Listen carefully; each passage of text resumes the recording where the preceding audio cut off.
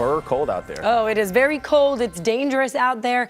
All kinds of terms being used to describe this. Bombogenesis, bomb cyclone. Basically, blizzard-like conditions is what they're dealing with. Here's the satellite radar imagery right now. This is what Boston's dealing with. All of that snow coming down.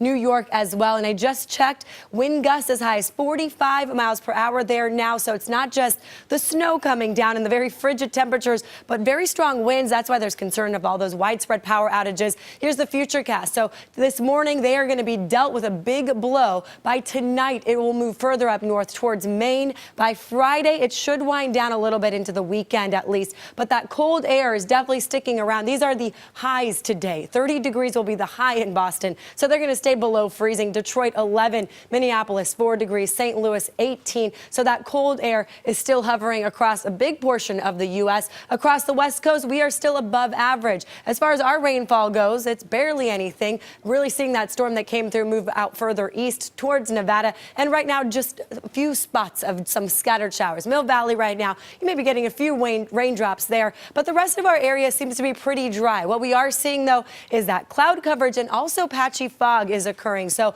in Livermore, there's some moisture in the air, bringing visibility down to 1.5 there. Concord, 1.3. So if you're driving throughout parts of the East Bay, it will be difficult in some of those spots, those low-lying valley areas like Santa Rosa, 1.3-mile visibility. A little bit better in Napa and Petaluma this morning. Golden Gate Bridge, it looked like a little bit of fog was occurring there earlier. Right now, it seems to be clear. 53 in Concord and Oakland, 48 in Livermore, 54 degrees for San Francisco. And our wind speeds coming out of the east, we're getting that offshore wind, 7 to 9 miles per hour throughout our area. So we're hoping that wind helps clear that fog out of here. East winds at 16 in Napa. So it's a little bit stronger than what we've been seeing. And we are waiting for this next low pressure system to come through. It will be coming from the north, and it's going to reach the North Bay late tonight. So by the time you're sleeping tonight, that's when most of the action will be occurring. Here's the futurecast. Most of the day today, some clouds to the north and some sunshine even for the South Bay. And here we are at midnight. That's when Santa Rosa may start to see the beginnings of this storm.